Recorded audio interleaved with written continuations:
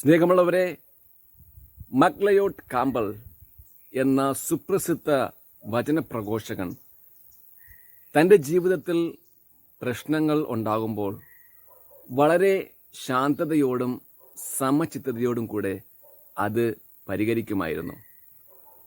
ഒരിക്കൽ അദ്ദേഹത്തിൻ്റെ സുഹൃത്ത് ചോദിച്ചു, താങ്കൾ വളരെ ശാന്തതയോടും സമചിത്തതയോടും കൂടെ പ്രശ്നങ്ങൾ പരിഹരിക്കുന്നത് കാണുമ്പോൾ എനിക്ക് തോന്നുന്നത് താങ്കൾ ദൈവത്തെ മുറുകെ പിടിച്ചിരിക്കുന്നു എന്നതാണ്.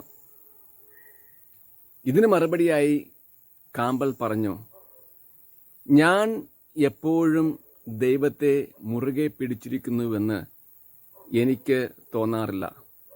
എന്നാൽ ദൈവം എപ്പോഴും എന്നെ മുറുകെ പിടിച്ചിരിക്കുന്നുവെന്ന് എനിക്ക് അറിയാം.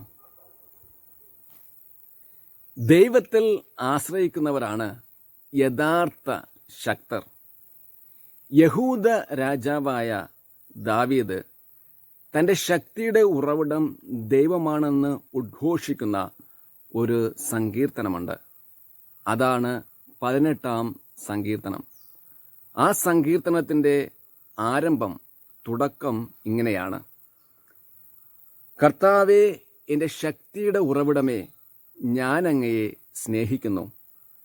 അങ്ങാണ് എൻ്റെ രക്ഷാശിലയും കോട്ടയും വിമോചകനും, എൻ്റെ ദൈവവും എനിക്ക് അഭയം തരുന്ന പാറയും, എൻ്റെ പരിചയും രക്ഷാശൃംഗവും അഭയകേന്ദ്രവും. സുദർഘനായ കർത്താവിനെ ഞാൻ വിളിച്ചപേക്ഷിക്കുന്നു. അവിടുന്ന് എന്നെ ശത്രുക്കളിൽ നിന്നും രക്ഷിക്കും. വിശുദ്ധ പൗലോസ് അപ്പോസ്തലൻ തൻ്റെ ലേഖനത്തിൽ പറയുന്നു, എന്നെ ശക്തനാക്കുന്നവനിലൂടെ എനിക്കെല്ലാം ചെയ്യുവാൻ സാധിക്കും. ഇവിടെ വിശുദ്ധ പൗലോസ്ലീഗ തനിക്ക് യേശുവിലുള്ള അടിയുറച്ച വിശ്വാസം ഏറ്റുപറയുകയാണ്. മുടന്തനായ ഒരു വ്യക്തിയെ സൗഖ്യപ്പെടുത്തിയപ്പോൾ വിശുദ്ധ പത്രോസും വിശുദ്ധ യോഹന്നാനും സൗഖ്യപ്പെടുത്തിയപ്പോൾ ജനങ്ങളെല്ലാം അവരെ അത്ഭുതത്തോടെ നോക്കി.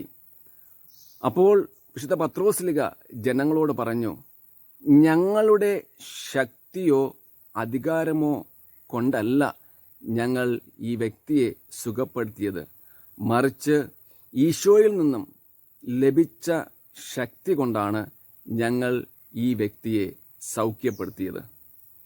സ്നേഹമുള്ളവരെ, മേൽപ്പറഞ്ഞ കാര്യങ്ങൾ നമ്മെ ഓർമ്മിപ്പിക്കുന്നത് യഥാർത്ഥ ശക്തിയുടെ ഉറവിടം ദൈവമാണെന്നും ദൈവത്തോട് ചേർന്ന് നിന്നുകൊണ്ട് നമ്മൾ ശക്തിപ്പെടണം എന്നുള്ളതുമാണ്.